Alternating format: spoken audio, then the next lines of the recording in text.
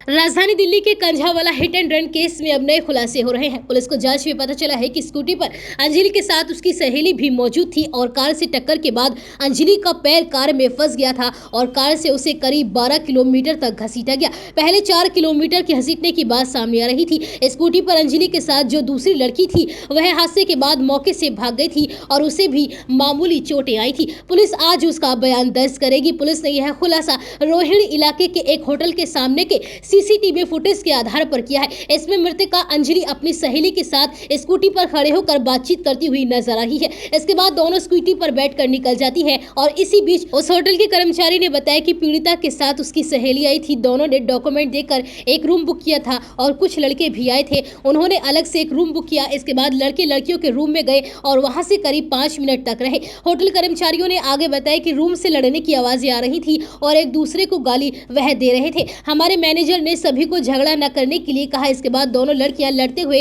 Hotel से बाहर आ गई और वह होटल के बाहर भी काफी देर तक खड़े होकर लड़ती रही, जो कि सीसीटीवी कैमरे में भी रिकॉर्ड हुआ है। पुलिस को कल शाम फुटेज दे दिया गया है। आपको बता दें कि यह घटना कांझावाला इलाके में 31 दिसंबर की रात करीब 2 बजे की है। कार सवार 5 युवकों ने 20 साल की युवती को टक्कर मार दी थी और हादसे के बाद युवक कार लेकर भाग निकले। लड़की कार के नीचे फंसी रही। पुलिस के मुताबिक उसकी मौके पर ही मौत हो चुकी थी। 5 युवकों को गिरफ्तार कर लिया गया है। इन सभी के ब्लड सैंपल जांच के लिए भेजे गए हैं, जिससे पता चल सकेगा कि ये युवक नशे में थे या नहीं। वहीं मृतका का मंगलवार को अंतिम संस्कार हो सकता है। कोर्ट ने सोमवार को 5 आरोपियों मनोज मित्तल, दीपक खन्ना, अमित खन्ना, कृष्णा और मिथुन को 3 दिन के पुलिस रिमांड पर भेज दिया है। दिल्ली पुलिस ने बताया कि एक्सीडेंट के दौरान दीपक खन्ना कार ड्राइव कर रहा था। इसमें मनोज मित्तल भाजपा का नेता बताया जा रहा है। इस बारे में दिल्ली पुलिस के स्पेशल सीपी डॉक्टर सागर पी हुड्डा ने बताया कि मेडिकल बोर्ड का गठन कर दिया गया है। दिल्ली पुलिस की कई टीमों को भी जांच में लगाया गया है।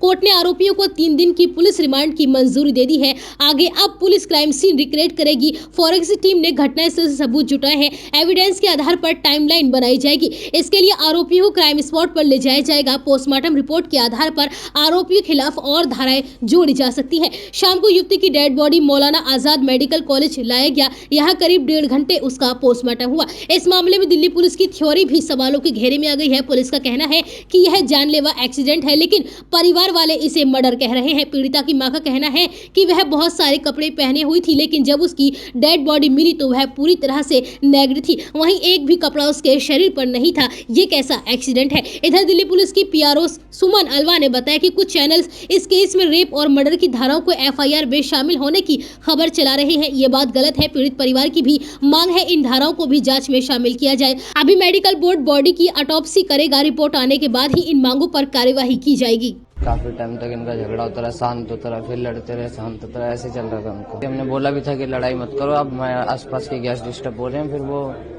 12 बजे के बाद अपना चले गए थे।